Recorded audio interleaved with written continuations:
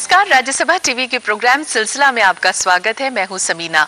सिलसिला जिसमें हम आपके लिए लेकर आते हैं विभिन्न कला विधाओं और सांस्कृतिक हलचलों की आहटें। हमारे इर्द गिर्द हर पल ऐसा कुछ घटित होता रहता है जहां सच पूछे तो हमारी मौजूदगी जरूरी होती है।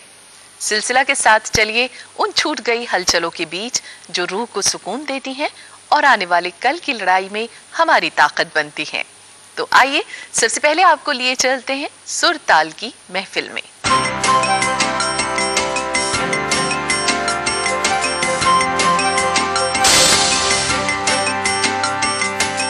गीत संगीत की विधाओं में सबसे अलग है गुरुदेव रवींद्रनाथ टैगोर का संगीत। उन्हीं की शैली की नृत्य नाटिका चित्रांगदा को संगीत नाटक अकादमी ने साकार रूप दिया। गुरुदेव की 150वीं जयंती के मौके पर आइए आपको दिखाते हैं इसी की एक झलक।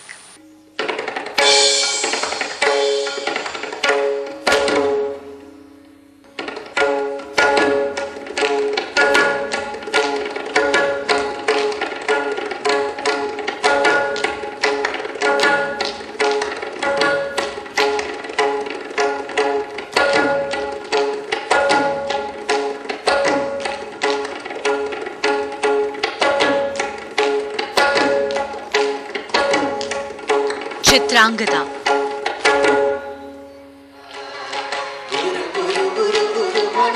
कथक के जरिए कथा कहने की ये शैली अनूठी है, जिसमें नृत्य के साथ मुद्राओं का खूबसूरत तालमेल है।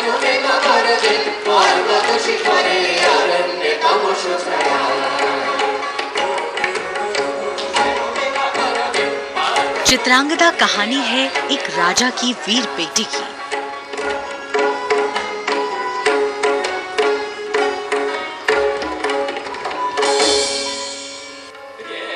चित्रांगदा तो अर्जुन से प्यार करती है। मैं अपना हृदय, मन और प्राण तुम्हें अर्पण करना चाहती हूँ। हे देवी, लेकिन अर्जुन को ये स्वीकार नहीं। मुझे क्षमा करें, मैं ब्रह्मचारी व्रतधारी हूँ। मैं आपके वर्ण योग्य नहीं हूं, मुझे क्षमा करें। अर्जुन के प्रेम की खातिर चित्रांगदा ने रूप बदल लिया और बहुत ही खूबसूरती से इस बदलाव को यहाँ इस मंच पर दिखाया गया। चित्रांगदा बन गई स्वरूपा।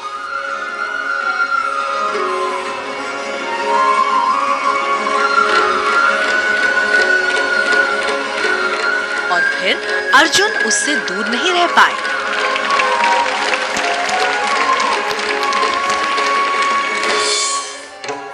लेकिन ये भेद ज्यादा दिन तक नहीं छिप सका।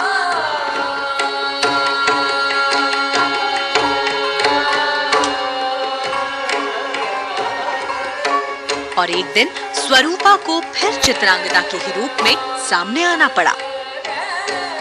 पुरुष को छलने वाली नारी यदि छोड़े अपनी छलना, प्रकट हो अपने मनोबल के भरोसे अपने सरल अनंत पर्वत पर उगे तरुण वृक्ष के समान ऋजु रूप में, तभी मिले उसे पुरुष से सम्मान। और आखिर अर्जुन ने चित्रांगदा को अपना ही लिया।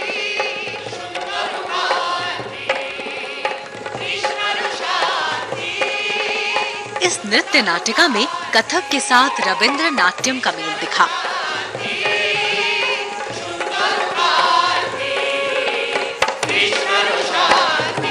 जिसके लिए कलाकारों ने रविंद्र नाट्यम के कई पहलुओं पर अरसे तक मेहनत की। हम सब की बहुत मेहनत है। सबसे पहले तो हमने ये चित्रांगदा को लिया और उसके बाद सबको इकट्ठा करके इसका म्यूजिक है और इसके कोरियोग्राफी है, उसमें सबकी पेशेंस कैसे मिलके एक पूरी संरचना को, नृत्य रचना को पेश करना, उसके लिए बहुत कड़ी मेहनत चाहिए, बहुत पेशेंस चाहिए, मेरी भी और उन कलाकारों की भी।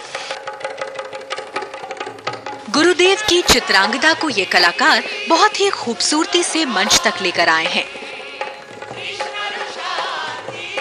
गुरुदेव के लिए इससे खूबसूरत श्रद्धांजलि और भला क्या होगी। सुमेधा वर्मा, राज्यसभा टीवी। शांति की तलाश किसे नहीं होगी। रोजाना की जिंदगी में जब हम और आप बहुत मसरूफ हैं, तो ऐसे में सुकून के 2 पल इंसान अपने दामन में समेट लेना चाहता है। इंसान की इसी तलाश को सुरों और संगीत में पिरोया म्यूजिक ग्रुप कृति ने 30वें विश्व शांति दिवस के मौके पर आयोजित सुरमई शाम में आइए आपको भी लिए चलते हैं।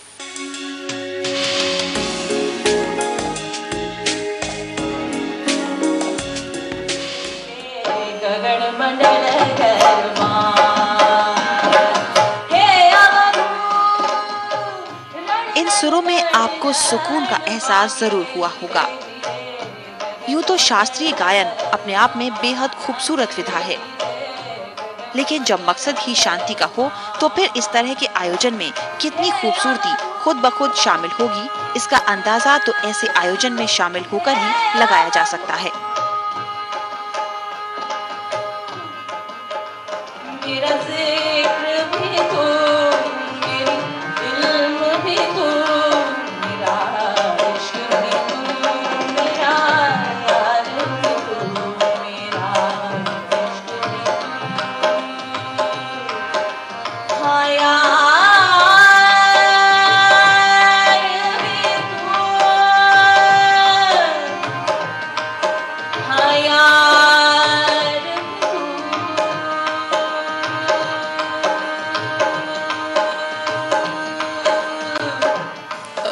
पंद्रहवीं, 16वीं, 17वीं सदी में लोग कह गए हैं जिनका आज भी उतना ही महत्व है।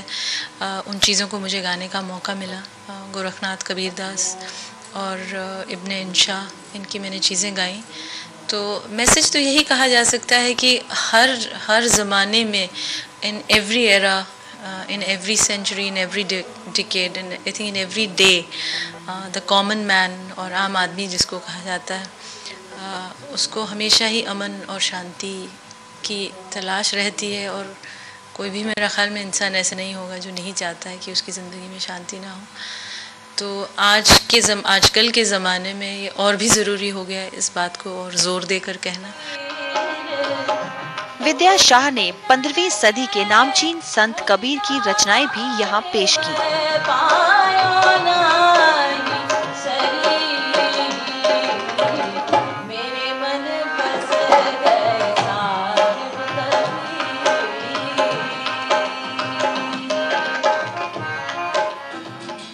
वैसे तो कला किसी भाषा की सरहद नहीं मानती, लेकिन जब मामला गायन का हो तो भाषा की अहमियत सबसे ज्यादा होती है।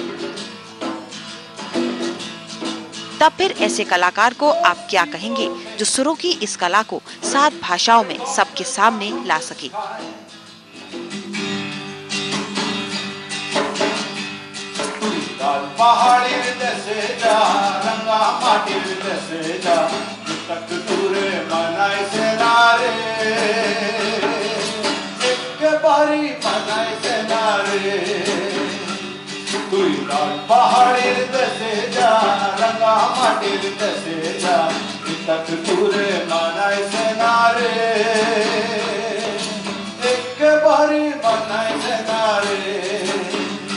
कई अलग अलग भाषाओं में गाने हैं। मराठी में है, हिमाचली में है, हिंदी की डायलेक्ट्स में है, उड़िया में है, बांग्ला में है, अंग्रेज़ी में है। और ये वो सॉन्ग हैं जो कि लोगों के जिसको कि कुछ आप फोक कह सकते हैं, कुछ इवन रॉक सॉन्ग्स हैं जो कि लोगों के या तो उनकी दुविधा के बारे में बात कर रहे हैं या उनके रेजिस्टेंस के बारे में बात कर रहे हैं। स्पेनिश सॉन्ग्स है, म्यूज़िका प्रोटेस्टा वहाँ पे एक पूरी जॉनर होता है, उसमें से लिया हुआ, और कुछ मेरे अपने हैं।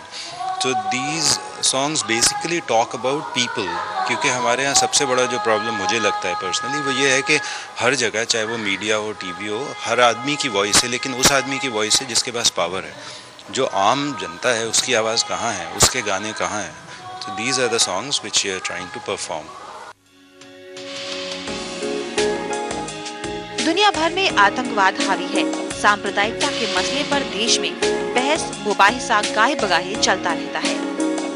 ऐसे में शांति का पैगाम बेहद नेक मकसद कहा जाएगा। लोगों ने शांति के ऊपर लिखे हुए हैं गीत, और अगर हम उन गीतों को ऐसे दिनों में दोहराएं तो लोगों तक वो बात पहुंच सकती है। और आज का जो माहौल है उसमें मुझे लगता है कि हम पीस के बारे में तभी सोचते हैं जब कुछ हो जाता है, कोई हादसा हो जाता है। तो क्यों ना ये एक दिन जो आज है उसमें हम पीस के बारे में सोचें और फिर अगले 364 डेज जो बाकी रह गए हैं उसमें इस बात के बारे में हर बार सोचें। लोग कहते हैं कि संगीत इंसान के जहन पर सबसे गहरा असर डाल सकता है, और अगर ऐसा है तो फिर संगीत के इस मंच का मकसद कामयाब हो जाएगा, इसकी दुआ कीजिए। दृष्टि गुप्ता, राज्यसभा टीवी, दिल्ली। नवरात्र में पूजा पंडालों के साथ साथ रामलीलाओं का मंचन भी आकर्षण का केंद्र होता है। हर रामलीला मंच की ये कोशिश होती है कि कुछ नया और अनोखा प्रस्तुत किया जाए। दिल्ली का श्री राम भारतीय कला केंद्र भी रामलीला की नायाब प्रस्तुति के लिए मशहूर है। तो आइए आपको लिए चलते हैं वहां और देखते हैं इस बार वहां क्या खास है।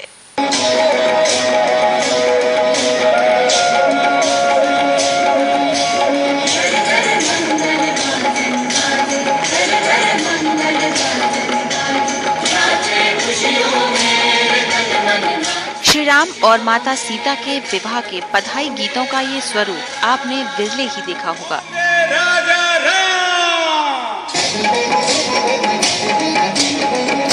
एक ही दिन में पूरी रामलीला। श्री राम कला केंद्र के मंच पर रामलीला का ये अंदाज बेहद खास था।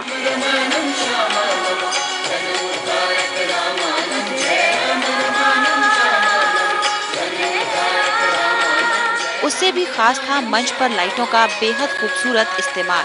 रामलीला के मंचन में वक्त के साथ तकनीकी के बढ़ते इस्तेमाल की बढ़िया मिसाल थी श्री राम कला केंद्र की ये पेशकश। श्री राम भारतीय कला केंद्र अन्य रामलीलाओं से इसलिए अलग है क्योंकि इसमें वेशभूषा, आभूषण, मंच सज्जा, डांसर्स की डांस शैली, संगीत, हर साल इसको हम इम्प्रूव करते हैं।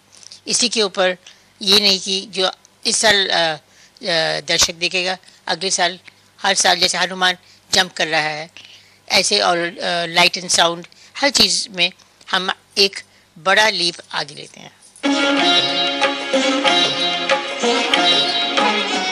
कला केंद्र के विद्यार्थी ही इस रामलीला का मंचन करते हैं, लेकिन इस बार की रामलीला में खास रहा माता सीता का किरदार, जिन्होंने इस किरदार को निभाने से पहले रामायण का पूरा पाठ किया।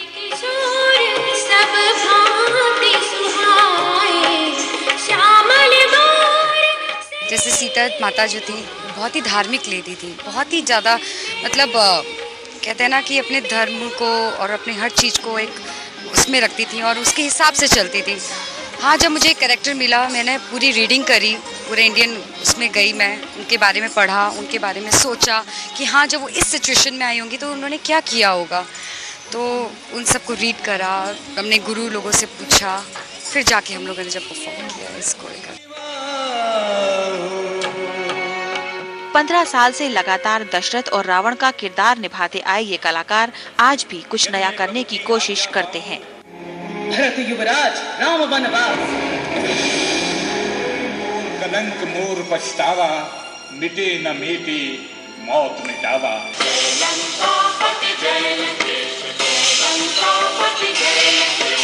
इसके लिए मैं काफ़ी दिनों से मेहनत कर रहा हूँ और लगातार, एक्चुअली मेरे को काफ़ी साल हो गए करते हुए, तो समझ लीजिए नियर 15 साल तो हो ही गए। तो 15-16 साल से यही कर रहा हूँ, तो कुछ ना कुछ कोशिश करता रहता हूँ कि और अच्छा उसमें कितना मैं ला सकता हूँ, फीलिंग के अपनी कितनी दिखा सकता हूँ। तो अपनी तरफ से पूरी कोशिश होती है और हर बार नया करने की कोशिश करता हूँ कि कुछ अपना एक व्यक्तित्व जो है वो निखर के आए, उसका एक जो पावरफुल भी है और वो अपने बच्चों के लिए भी उतना ही मतलब ध्यान रखता है अपने बच्चों का भी, और उनसे प्यार भी बहुत करता है। पुरुष सिंह तो वीरा, ओम नमो वासुदेवाय। एक दिन में संपूर्ण रामायण यूं तो बहुत मुश्किल है, मगर कलाकारों की मेहनत के साथ लाइटिंग और साउंड के बढ़िया इफेक्ट ने रामलीला को और भी बेहतर बना दिया। श्री राम भारतीय कला केंद्र की ये 55वीं रामायण है और इस रामायण की खास बात ये होती है कि संपूर्ण रामायण एक ही दिन में दिखाते हैं। इनके कलाकार यहीं के विद्यार्थी होते हैं और हर बार इस रामायण में प्रकाश और ध्वनि का इतना बढ़िया तालमेल होता है कि लोगों को हर साल रामायण कुछ नई सी दिखने लगती है। Cameraman DK. पांडे के साथ दृष्टि गुप्ता, राज्यसभा टीवी, दिल्ली। और वक्त हो गया एक ब्रेक का। ब्रेक के बाद हम बात करेंगे दादी नानी की कहानियों की।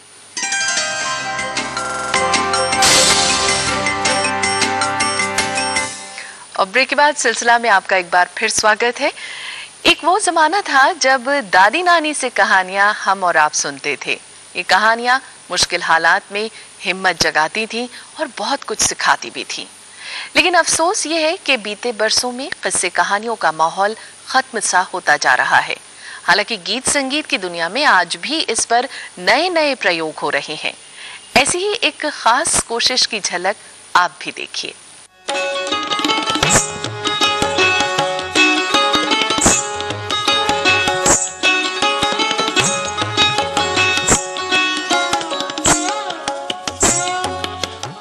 अव्वल हम्द खुदा दा विरद की दे,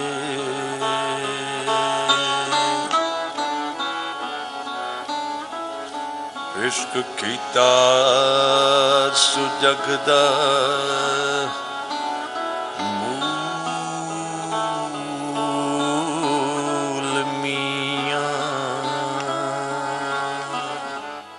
हीर और रांझा की कहानी कई लोग जानते होंगे, लेकिन यही कहानी कोई एक शख्स कितनी तरह से कह सकता है। इनसे सुनिए इसी कहानी को दूसरी अंदाज में।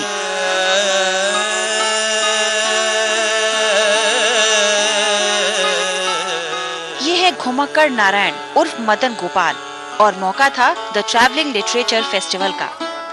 मर्द इश्क दा पला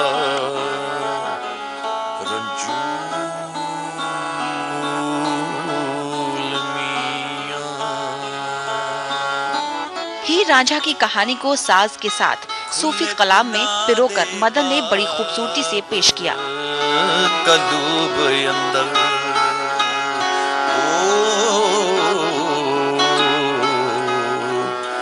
जिन कीता है इश्क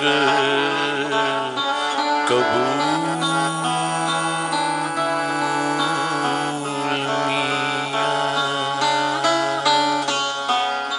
कलाम जो है वो इश्क का है।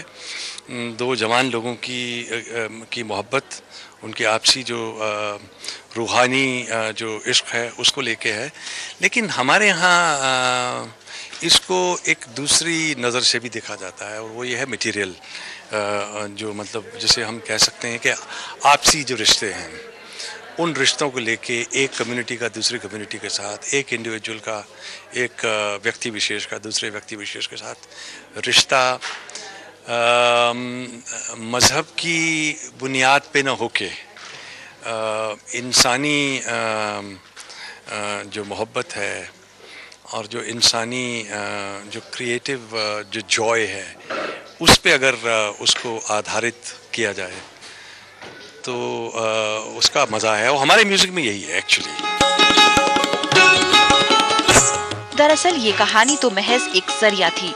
इसके जरिए बच्चों को हमारी परंपरा और संस्कृति के प्रति जागरूक करने की कोशिश की गई। पर स्टोरी टेलिंग जैसे आप जानते हैं, वैसे शुरुआत तो उसकी हिंदुस्तान में ही हुई थी पंचतंत्र और जातका के साथ, पर वो फिर घूमते घूमते बहुत देशों तक पहुंचा। और अफ्रीका में तो बहुत रिच कल्चर है इसका, एक स्टोरी टेलिंग का। और जो हमारी कहानियाँ हैं वो फ्रांस में जाके फ्रांसीसी बन के भी वापस हमारे तक भी आई हैं। तो यही था कि एक बार रिवाइव किया जाए इसी कल्चर को। कुछ तो हैं जो ख़त्म होती जा रही हैं कहानियाँ, और कुछ हैं जो बहुत अच्छा सर्वाइव कर रही हैं। तो यही हमारा मकसद था कि एक बार सबको मिलाया जाए कुछ देशों का, और यहाँ पर आके देखा जाए, नई जनरेशन को दिखाया जाए कि कैसी कहानियाँ आप जो हम घर पे सुनते थे, अब तो कल्चर थोड़ा ख़त्म भी होता जा रहा है, कार्टून नेटवर्क वगैरह आ रहे हैं, पर आप देखेंगे बच्चे कितना मज़ा लेकर सुनते हैं इन कहानियों को। रिड़कना दूध विच पा देता। कहानी सुनने सुनाने का जो चलन खत्म सा हो गया है, उसे फिर से जीवित करने की ये पहल कही जा सकती है।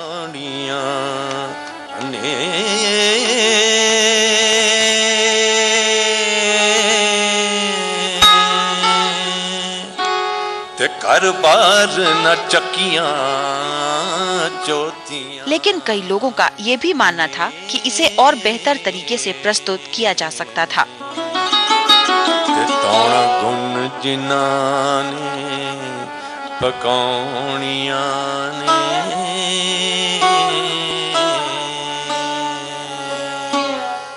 नेहरू मेमोरियल एक अपने आप में एक जाने मानी स्थान नहीं है जहाँ पर लोग आकर के ये सब कार्यक्रम देखते हैं। कोई इंडिया इंटरनेशनल सेंटर या नेहरू पार्क या ऐसी जगह पे होता तो शायद अच्छा होता। मदन गोपाल जी शायद खुद आज पूरे फॉर्म में नहीं हैं।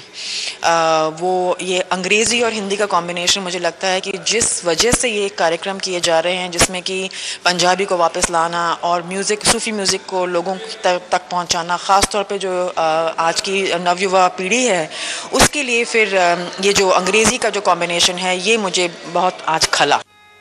वैसे गीत संगीत के जरिए कथा कहने की ये परंपरा उत्तर भारत में अब खत्म सी होती जा रही है। हालांकि बंगाल और दक्षिण भारत के कई हिस्सों में इस परंपरा के कई पैरोकार आज भी हैं। दृष्टि गुप्ता, राज्यसभा टीवी, दिल्ली। मैदान मोहब्बता वाले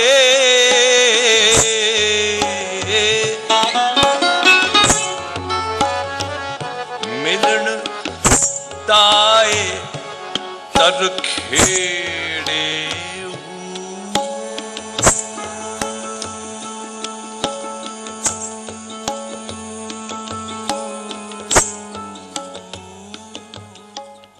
उर्दू के मशहूर शायर मजाज की गजलें शायरी के दीवानों को मोहब्बत और एहसास की खुशबू में भिगो देती हैं। अलीगढ़ से मजाज और उनकी शायरी का खास रिश्ता रहा है। अलीगढ़ मुस्लिम यूनिवर्सिटी ने मजाज की 100वीं सालगिरह पर दिल्ली में अदब की दुनिया के इस अजीमोशान शायर को याद किया। हिज़्ने खराम लेते हुए आसमां से हम हटकर चले हैं, रहे गुजरे कारवां से हम हटकर चले हैं, रहे गुजरे। खूब पहचान लो असरार हूँ मैं, जिनसे उल्फत का तलबगार हूँ मैं। ये शाम थी मजाज की बेहतरीन शायरी के नाम। दिल्ली के इंडिया इस्लामिक सेंटर में अलीगढ़ मुस्लिम यूनिवर्सिटी के ओल्ड बॉयज़ एसोसिएशन ने मशहूर शायर मजाज की शायरी और उनकी जिंदगी के अनछुए पहलुओं को लेकर खास कार्यक्रम पेश किए। हम क्या कहे थे, क्यों कर कहते, रुदादे गमे उल्फत उनसे। हम क्या कहे थे, क्यों कर कहते, एक हर्फ न निकला होठों से और आंख में आंसू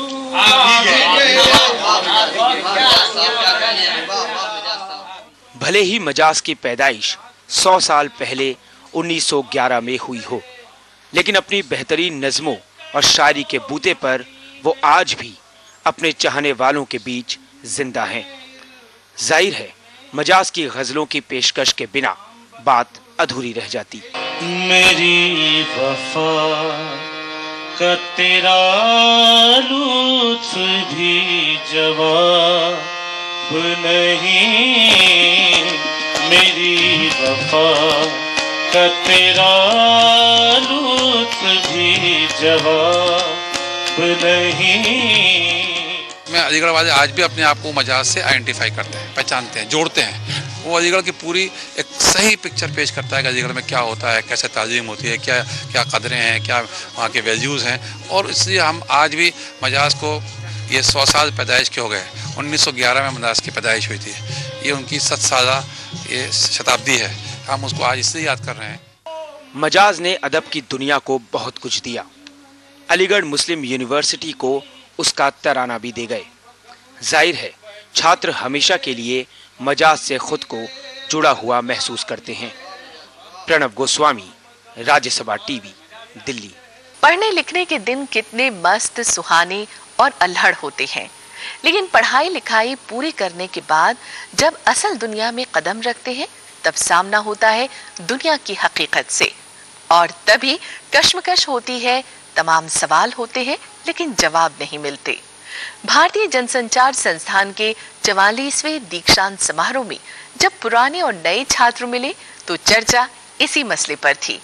वहां पहुंचे दिग्गजों ने भी मीडिया को लेकर अपने तजुर्बों से युवा पत्रकारों को वाकिफ कराया।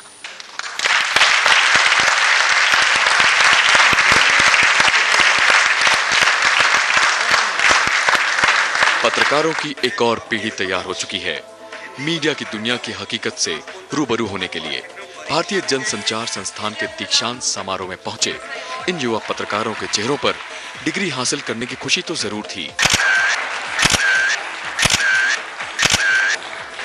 पर मीडिया की असल दुनिया को लेकर कश्मकश भी। बहरहाल मंच पर मौजूद दिग्गजों ने भी इन युवा पत्रकारों को जिम्मेदार बनने की नसीहत तो दी और साथ ही मीडिया की सच्चाई से वाकिफ कराने की कोशिश भी की। While you are trained in your professional subjects, it is also important to be trained in the ethics of journalism. It is very, very important that the journalist should have credibility and the people to whom he disseminates information should believe in what he or she says. Exit poll and opinion poll also to be sponsored, to be totally manufactured to suit, cannot be ruled out.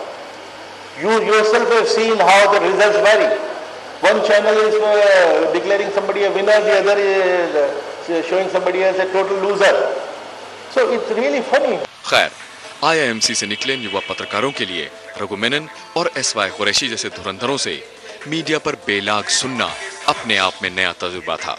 Faculty बहुत बढ़िया है। उन लोगों ने हमें पहले से बता दिया था कि मीडिया को लेके किसी मुगालते में मत जीना, इसलिए अब हम जिस फील्ड में उतरे हैं तो हम कोई ऐसा परसेप्शन नहीं बना के गए थे कि we are going to face glamorous world. 2-3 page उनसे बनवाए जाते हैं, उनसे एडिटिंग, रिपोर्टिंग, पेज बनवाए जा रहे हैं, प्रूफ रीडर, यानी सारा काम वो कर रहा है और उसे 200 से 250 रुपये मिल रहे हैं, जबकि इतने ही रुपयों में वो एक 2x3 सेंटीमीटर का एक क्लासिफाइड भी अपने अखबार में नहीं छापते हैं। वैसे इनमें से कुछ किसी न किसी मीडिया संस्थान से जुड़े हैं तो कुछ अभी कोर्स पूरा कर रहे हैं, लिहाजा सवाल कई थे, लेकिन उनमें से सभी के जवाब शायद इस हॉल में चंद घंटों की बातचीत में ना मिल पाए, मगर इतना तय है कि ये युवा पत्रकार किसी मुगालते में नहीं हैं। IIMC के 44वें दीक्षांत समारोह की आधिकारिक समापन की घोषणा के साथ ही यह उत्सवनुमा माहौल भी खत्म हो चुका है। पिछले 1 साल से मीडिया इंडस्ट्री में गए छात्र छात्राओं के मन में खुशी भी थी और नाखुशी भी, लेकिन यह साफ है कि शिक्षण संस्थान और मीडिया इंडस्ट्री के बीच के फ़र्क को वे साफ महसूस कर रहे थे। कैमरा पर्सन DK पांडे के साथ मैं दिलीप खान, राज्यसभा TV, दिल्ली। तो सिलसिला के आज के अंक में इतना ही। हमें दीजिए इजाजत। नमस्कार।